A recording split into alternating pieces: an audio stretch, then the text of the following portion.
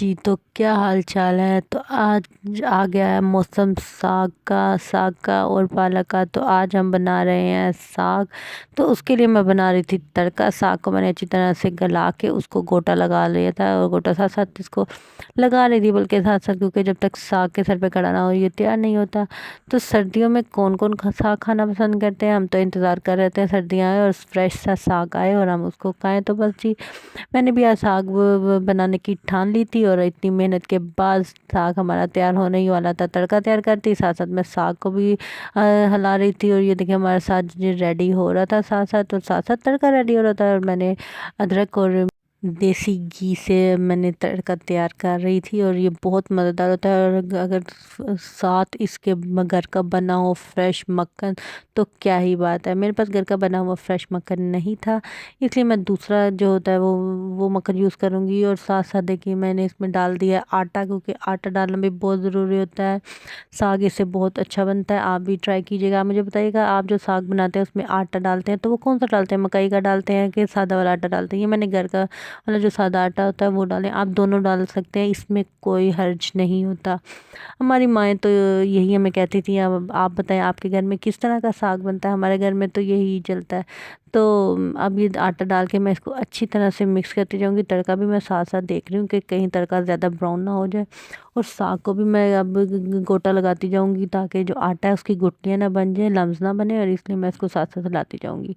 हमारा साग वैसे तो बिल्कुल रेडी हो गया, बस हम तड़के का इंतज़ार कर रहे हैं। तड़के में हम डालेंगे फ्रेश सा बटर। बटर की जगह अगर मक्खन हो जाए तो क्या बात है, वो अवेलेबल नहीं था, इसलिए मैंने वो दूसरा मक्खन डाल दिया था। आपके पास अगर हो तो आप घर से की मलाई से बनाए हुए मज़ेदार सा मक्खन और उसको इसमें डालिएगा तो उसकी खुशबू ही कुछ और होती है। तो बस जी, वो बस है, हमारे साग को मैं मसलसल हिलाई जा रही हूँ और ये हमारा तैयार हो जा रहा है। तो इसके लिए आपको सब्र होना चाहिए। आप नमक मिर्ची चेक करते रहिएगा कि कहीं ज़्यादा तेज़ ना हो जाए। मेरा थोड़ा सा नमक कम हो गया था तो फिर मैंने बाद में डाल दिया था। इसमें ज़्यादा चीज़ें तो डलती नहीं है कि इसमें बहुत ज़्यादा गरम मसाला वगैरह, ये तो इसमें सिर्फ नमक मिर्च वगैरह ही डलती है जो बेसिक चीज़ें होती हैं। और साग का वैसे ही मज़ा आ जाता है। साग की बात ही कुछ और होती है। सख्त सर्दी हो और साग हो गर्मा गर्म, साथ गर्म रोटी हो और उसके ऊपर हो देसी घी, तो क्या बात है। तो बस हमने तसल्ली से सुकून से सबकी बातों को दिमाग में रखते हुए साग तैयार करते रहना है। मैं साग वैसे भी बहुत शौक से खाती हूँ, मुझे उम्मीद है मेरे जो सब्सक्राइबर हैं वो भी बहुत शौक से खाते होंगे। तो तड़का देखिए हमारा बिल्कुल रेडी हो गया है। अब मैं डालूंगी इसमें भर भर के बटर। आपने बिल्कुल हाथ नहीं रोकना और डालना है भर भर के बटर। जो आंटियां बाजियां भाई और बहनें जो भी डाइटिंग कर रही हैं वो साग के टाइम पे सारी डाइटिंग को भूल जाएं और डालिएगा भर भर के बटर और खाइएगा, क्योंकि मज़ा ही इसमें डाइटिंग को बिल्कुल नहीं, इसका है इसमें ख्याल रखना। और खाना है वो देसी घी। जी, तो बस जी मैंने भी इसमें मक्खन डाल दिया है आप सबकी फरमाइश पे, क्योंकि इसके बगैर तो ये बनता ही नहीं है, इसका मज़ा ही नहीं कुछ हो रहा। तो इसलिए मैं यही कह रही हूँ कि आपने डाइटिंग को भूल कर साग तब खाना है, और जब आपको लगे कि हाँ अब मैं खा सकती हूँ तो तब खाना है। इसमें बिल्कुल डाइटिंग का ख्याल नहीं रखना। तो देखें जी, मक्खन हमारा मेल्ट हो रहा है और इस टाइम इतनी प्यारी खुशबू थी जो आप तो सूंघ नहीं सकते, लेकिन मैंने ये वो सूंघी थी और वो इतनी मज़ेदार थी और मेरा दिल चाहता फटाफट से मैं इसमें डालूं और साथ ही साग तैयार हो जाए और मैं खा लूँ बस। लेकिन मेहनत तो ज़रूरी है, मेहनत ही कर रही थी और मेहनत करने के बाद मुझे फल भी मिलेगा इसका, जब मैं इसको खाऊंगी और बच्चों के साथ और अपने हस्बैंड के साथ। आप भी इसको बनाएं, अपने हस्बैंड को खिलाएं और तारीफ़ें सुने, और या अपनी सास को या अपनी बहन भाइयों को जिसको मर्ज़ी भेजें एज अ सौगात के तौर पे। ये बहुत मज़ेदार बना था और इस मेरा तो दिल कर रहा था बस क्या। तो बस जी, ये देखिए मैंने तड़का बीच में डाल दिया, ज़्यादा बातें नहीं करते। तड़का डाल के इसके बाद इसको हमने अच्छी तरह से हिलाना है। आपको लग रहा होगा कि काफ़ी ज़्यादा तड़का बना लिया, लेकिन नहीं, ये देखिएगा मैं इसमें चम्मच घुमाऊंगी तो 2-3 मिनट के बाद आपको पता भी नहीं चलेगा कि ये जो घी और बटर है ये गया किधर है।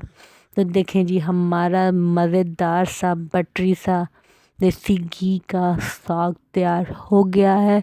अब इसके साथ बनाऊंगी मैं रोटी, गंदम की रोटी, उसके ऊपर होगा देसी घी और बस फिर इसको खाएंगे। और गरम गरम खाने का अपना ही मज़ा है। और अगर आप चाहें तो इसको संभाल के रख लें और थोड़ा थोड़ा करके खाते रहें, आपकी मर्ज़ी है अपनी जी। तो मैं तो इसी टाइम ही खाऊंगी। और देखिए अब मैं इसके किनारे शिनारे साफ़ कर लेती हूँ।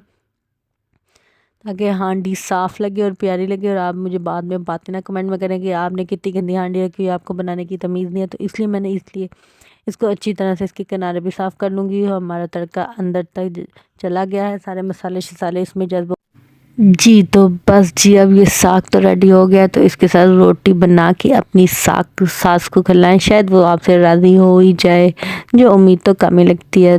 तो हम मुझे उम्मीद है आपको अच्छा ही लगेगा। ये इसका लुक वाइज भी देखिए कितना मज़ेदार सा है, और आपके मुंह में पानी भी आ रहा होगा। तो फटाफट से अपने घर में बनाइए और अपनी सास ससुर देवर जेठ बहन भाई जिसको मर्ज़ी खिलाएं और उनको खुश करें, उनसे तारीफ़ें सुने। अगर वो आपकी तारीफ़ें करते हैं तो वैसे तो नामुमकिन है।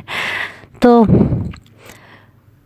खुश रहें, आबाद रहें, और मुझे अपनी दुआ में याद रखिएगा, और मुझे कमेंट में ज़रूर बताइएगा आपने साग बनाया कि नहीं बनाया, और ज़रूर बनाइएगा, सर्दियों में ज़रूर बनाइएगा। मुझे कमेंट में बताइएगा आपका कैसा बना, और आपकी किसी ने तारीफ़ की कि नहीं की।